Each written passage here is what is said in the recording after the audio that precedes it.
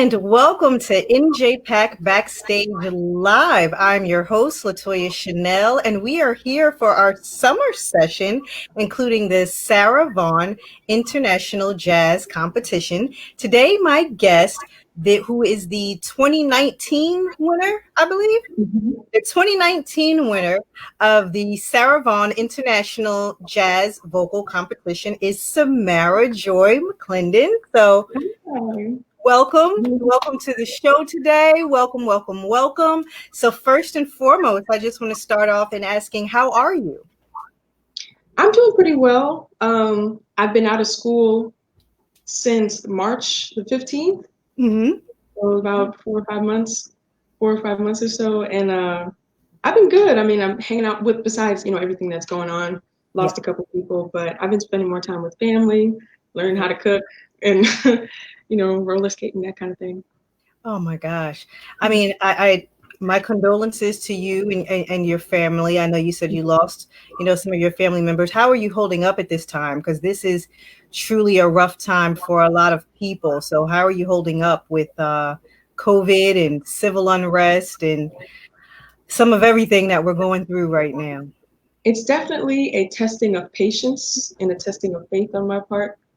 You never know, how much you can handle unless you go through something. So I think maybe the first couple of months was pretty daunting and emotionally just like felt like the weight of the world was on my shoulders. It's like we got this pandemic disproportionately affecting Black people, Black and brown people, people get killed. But I just, through it all, I've managed to, with the help of my family and having people around, I managed to maintain my peace and, and strength and peace of mind through it all. So it's been good. That's good. You found some way to have some peace in the midst of all of this. So we'll get into, why you're here today. So you were here because you were the 2019 winner of the Sarah Vaughan competition, which is held at New Jersey Performing Arts Center in Newark. So first and foremost, congratulations to you. Just another round of applause to you for that, because I'm sure it was a lot of hard work to get there. And again, it's a competition, so I know that can't be easy at all. So I want to know, what was your experience like? Tell us about just making the decision to enter the competition, and then what the competition was like if you were going through. I can hear somebody coming, so I just want to make sure I'm not interrupted. Sure. It's okay, everybody. This is our virtual series because, as you all know, we are all at home, so it's okay. We have to deal with family. We have to deal with home life. So it's all a part of it. Trust me, it's fine. I'm so sorry. It's fine. It's probably the competition experience. I would say it was a lot of fun for me. That was the first competition that I was ever a part of. So getting the email like you're one of the top 5, I was like, I couldn't believe it, because all throughout, like when I sent in my submissions, I was just looking. Comparison is not good, but I was just looking through everybody else's submissions, and I was like, oh my, I'm not gonna make it. There's people from all over the world. I'm from the Bronx. This is the first competition I'm doing. How I'll just, you miss 100% of the opportunities you don't try to do. That was my mindset. So I just was like, you know what, whether win or lose, I'm just gonna put it out there, and it ended up happening. And the other contestants were so great. Everybody was so nice. It was a lot of fun for me.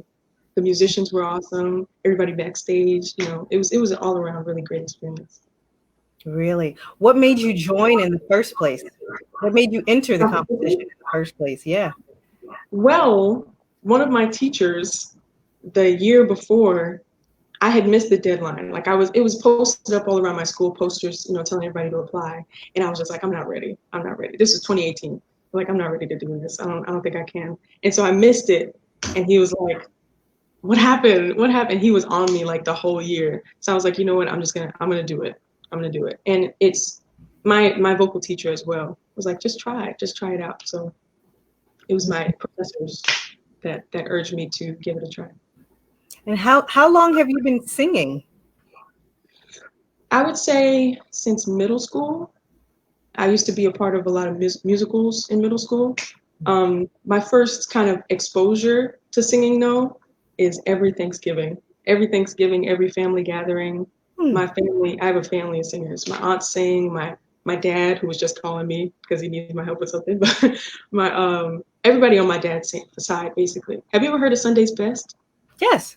Yeah, my grandfather, Elder Goldwire, he was the runner-up to Leandria Johnson. So, and he and my grandmother had a group called the Savettes of Philadelphia, which is still active today, spanning about 60 years. Wow. So you're from a family of singers. Musical family, definitely, yeah. Oh my gosh. So this has just been ingrained in you for the most part. But I was really quiet, so that's why, I can't say that I started when I was 2 or something. Like it started much later than a lot of people would expect. But I was just taking it all in, I guess, when I was younger. So why jazz? Well, in high school, my instrumental teacher, well, I had vocal class and the instrumental class was right next to us. And so I would sometimes sing with the jazz band. And so that was fun. I got to participate in a lot of different competitions. I got to participate in essentially Ellington, not the one at Jazz Lincoln Center, but at Fordham in the city right down the street. And when it came time to audition for colleges and stuff like that, I had no idea what I was doing. I thought I was going to go to Binghamton for accounting or math or something like that, because I was like, you know what, although music is the only thing I know, I don't know if it's that secure of a, career for me. Like, what if it doesn't work out?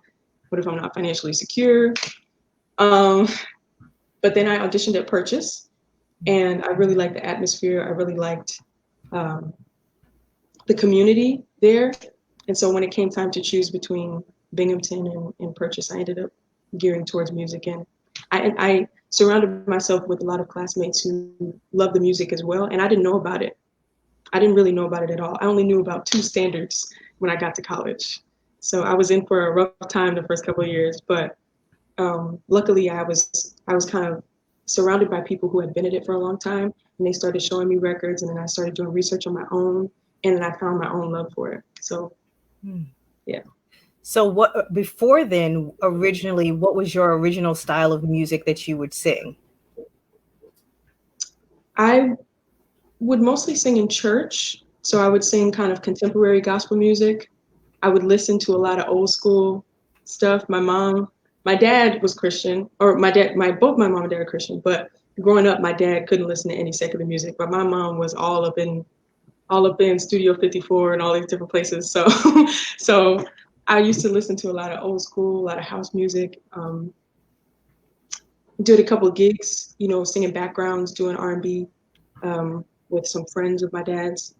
But yeah, so church and R&B music. And now gospel.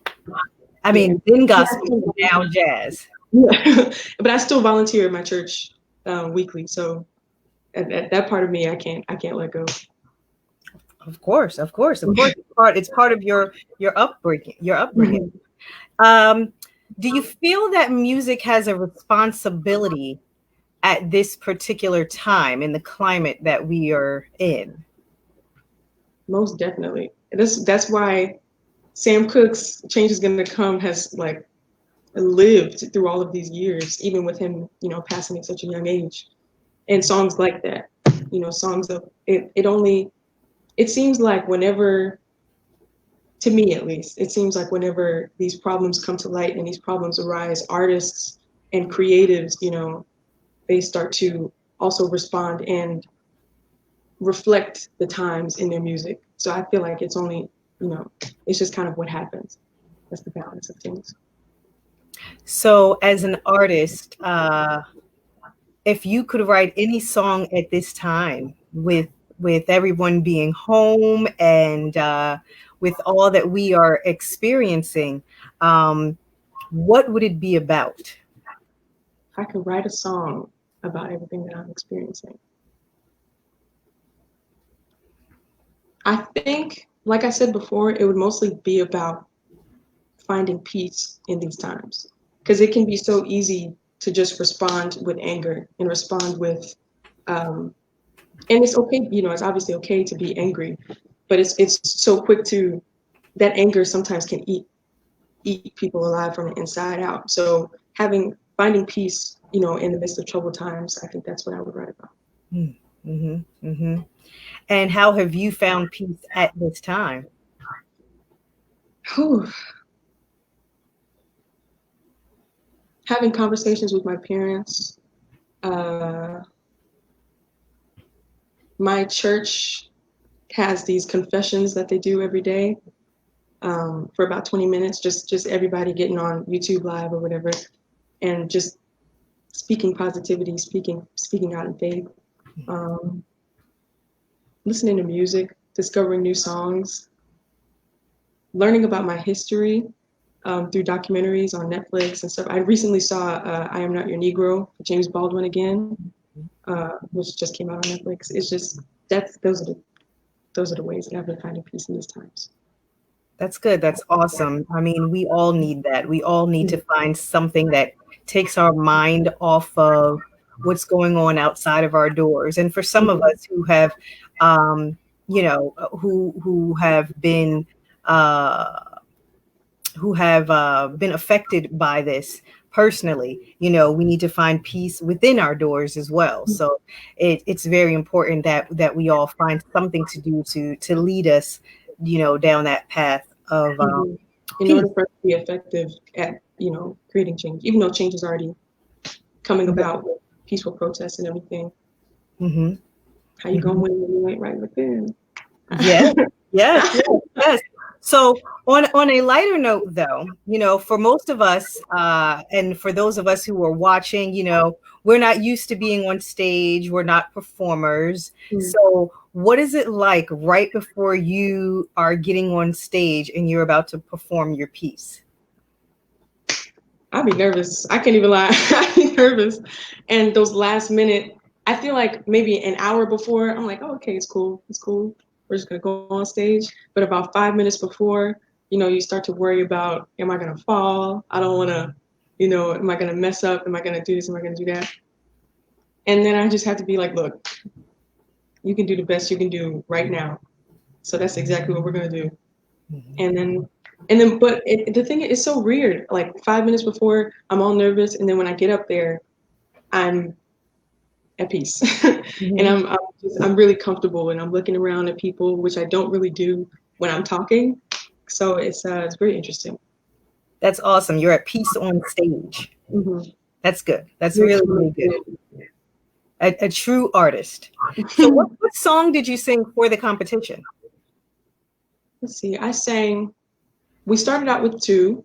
So I sang two Duke Ellington standards, Perdido and Sophisticated Lady, both kind of medium up-tempo. And then for the third song, for the third round, I sang a ballad called Autumn Nocturne. And I had I had a list in my phone of all the songs that I wanted to, I had like 50 songs that I wanted to choose from, but I ended up picking those three. Those three. And you said, and why those? Well, I was comfortable with the two, Perdido and Sophisticated Lady. I had sung those before in school, not those specific arrangements, but I had sung the songs, so I was comfortable with them. I wanted to make sure not to go too far out and trying to be original and creative and stuff like that. Just staying with what I was comfortable with and what would illuminate my strengths. The ballad, though, I had never sung before, and it was introduced to me by a friend, and I just thought it was really beautiful, and the melody spoke for itself without me having to do too much. It's very intricate, so that's why, yeah. So why some of the older jazz selections as opposed to some of the newer artists that are out? I think that especially since that is what I was studying at the time, and that's just generally what I'm attracted to, and what I was most comfortable with. I wanted to pick those. So who are some of your favorite jazz artists? Let's see. Okay, singers. I love Etta Jones, Sarah, Ella, Carmen McRae. Gloria Lynn. Now, saxophone players, Eddie Lockjaw Davis, Charlie Parker. Trumpet players, Clifford Brown and Fats Navarro. And that's all I can think of right now.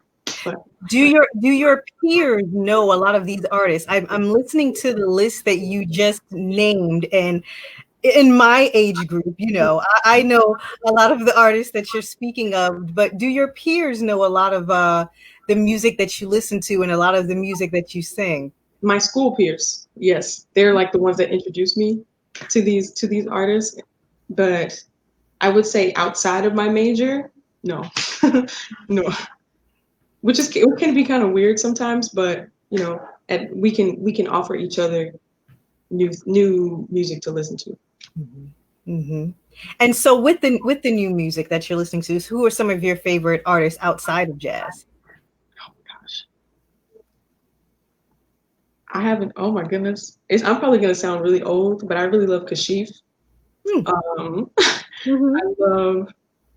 Let's see. I was listening to the Isley Brothers.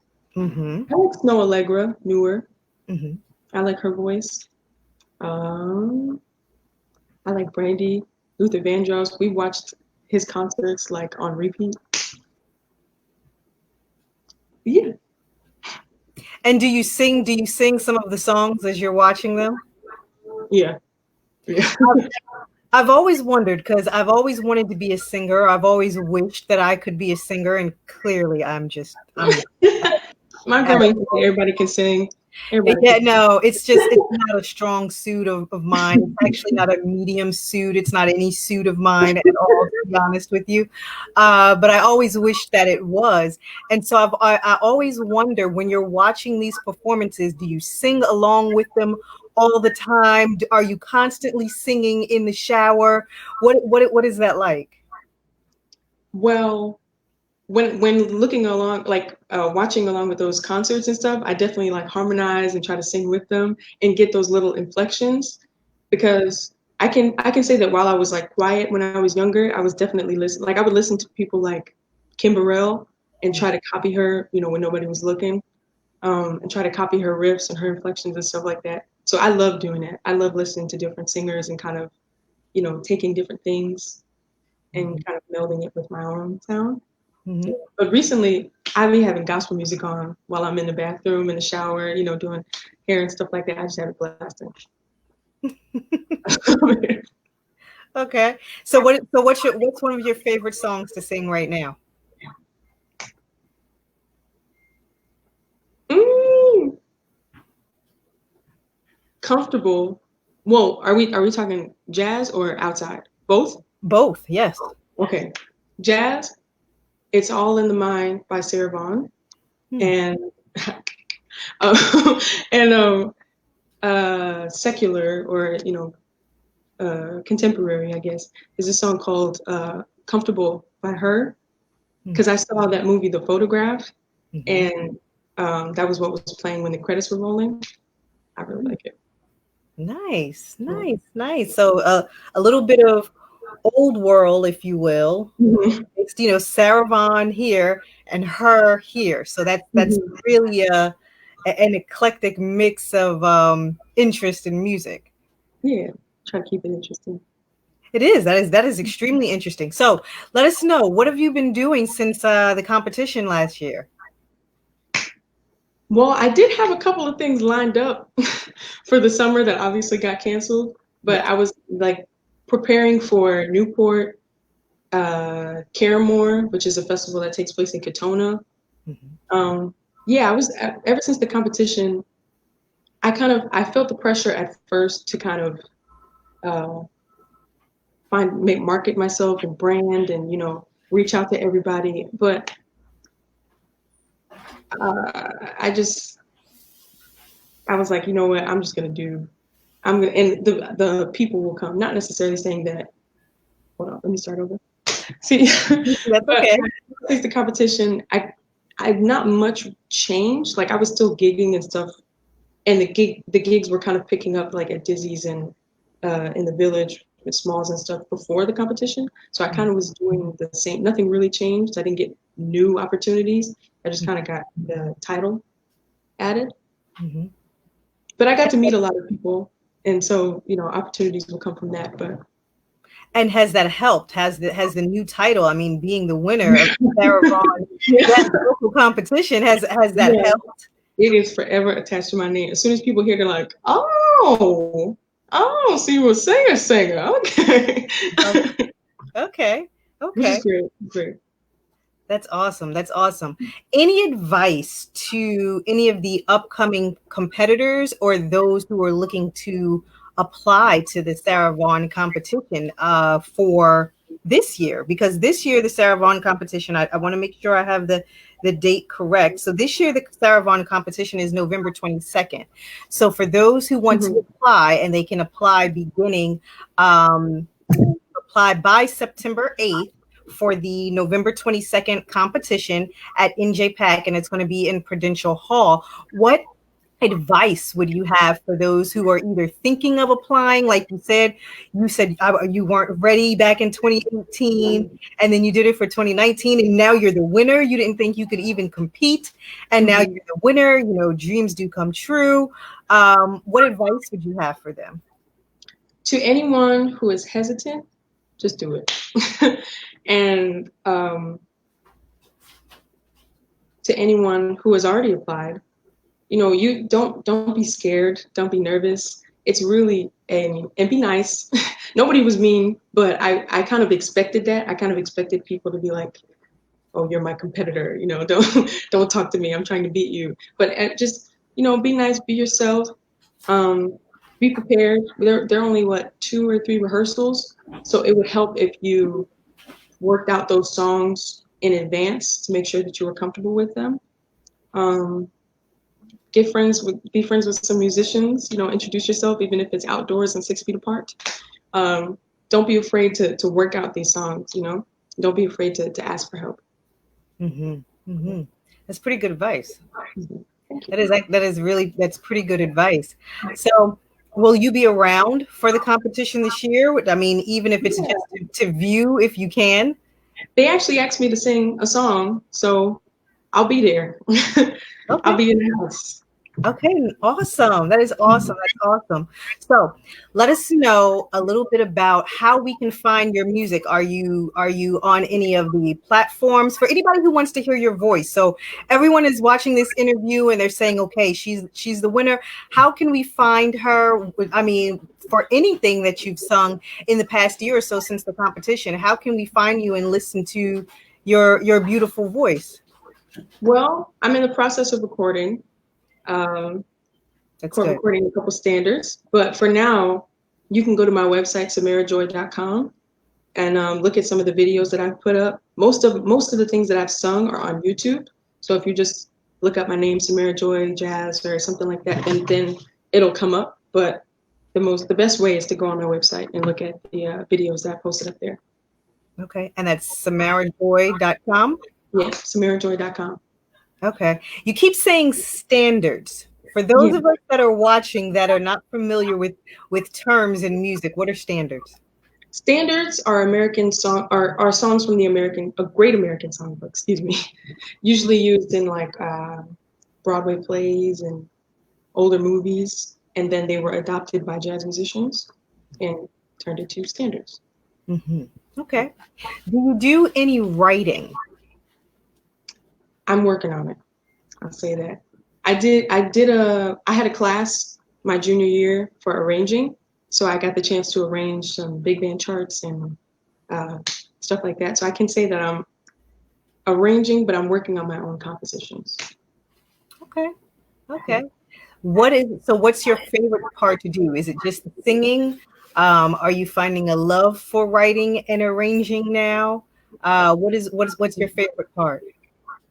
I like arranging. I really do. I really like arranging Over and singing? arranging those voice. Not, I wouldn't say over, but it's pretty close. It's pretty close. Like singing is what I've done the most. But I never knew that I had the ability to arrange. So when it became an assignment and I was like, okay, I got to figure this out because I'm not trying to fail. I realized that I had, the ability with the help of my friends, of course. So Yeah, it's a new skill that I didn't know I had, that now I have the opportunity to exercise now that I know I can do it. And So explain arranging to those who are watching that don't necessarily know what oh. that means. Okay, well, the type of arranging I've done is I've taken a standard, and let's say for a big band chart, I've taken a standard, written an intro for it, not necessarily with everybody involved. Like it could just be just the saxophone section intro, and then I come in with the trombones behind me. So I'm arranging every single voice around mine. Mm-hmm. Yeah, Mm-hmm. of the song. Okay, arranging some what is it? Arranging a composition? Yeah, Okay. arranging it. Yeah. Nice, nice. Okay. And so your final thoughts again on the advice for the upcoming competitors. Any words of encouragement? Any additional words of encouragement? Um, I would say, even if it doesn't end up working out, like if you don't make it to the top five, or or don't win or anything, this is just one step of the journey. This is just one step in your journey. And if you do, congratulations. That's awesome. But there can only be one winner. So if you're one of the people that didn't, then don't.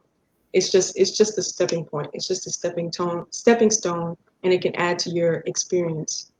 So use this as, if anything, as a learning experience to help you along in your journey.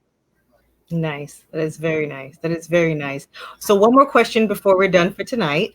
Are you in touch with any of the prior contestants or any of the judges? Um, I've been in touch with Matt, the record producer. Um, as far as contestants, I think the most active I've been with is the most in touch I've been with is Vivian Sessoms. I Okay. haven't spoken. There's Victoria, there's Christina, and Daniela.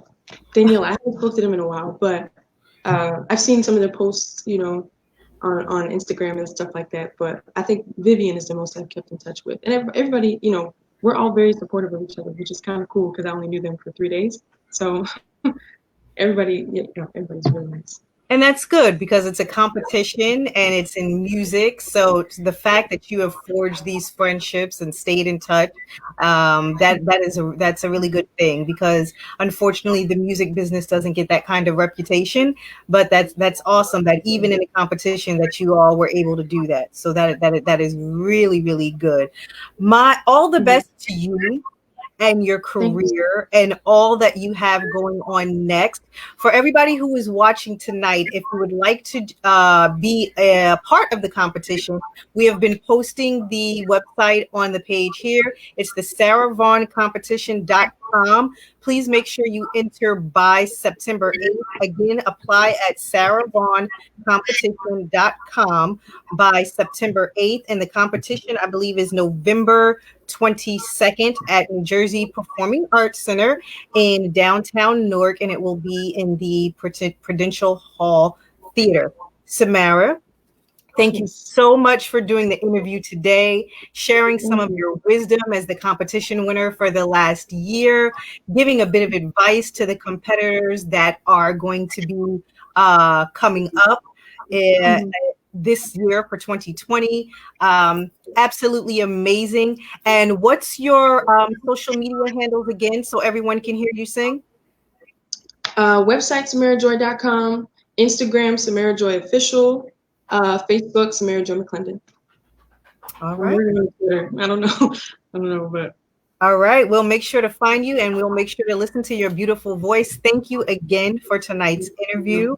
Thank you for being gracious enough to answer all of our questions and hopefully being a ray of hope for someone who's watching now who is thinking about entering. yes, pick songs that add to your strengths too. So, more advice, more advice. So that is great and that is awesome. Thank you so much for tonight. And we Thank wish you. you Thank you for all the having best. me. Hope to see you there. Yes, yes. All right, everybody. This is NJ Backstage. This is the Sarah Vaughn Jazz Vocal Competition portion of NJ Backstage, where you, the viewer, get a firsthand look on what it's like to be an artist on some of our NJ stages. Thank you guys so much for watching each and every week on Tuesday at 6 p.m. And we'll see you guys soon. Thank you. Bye bye.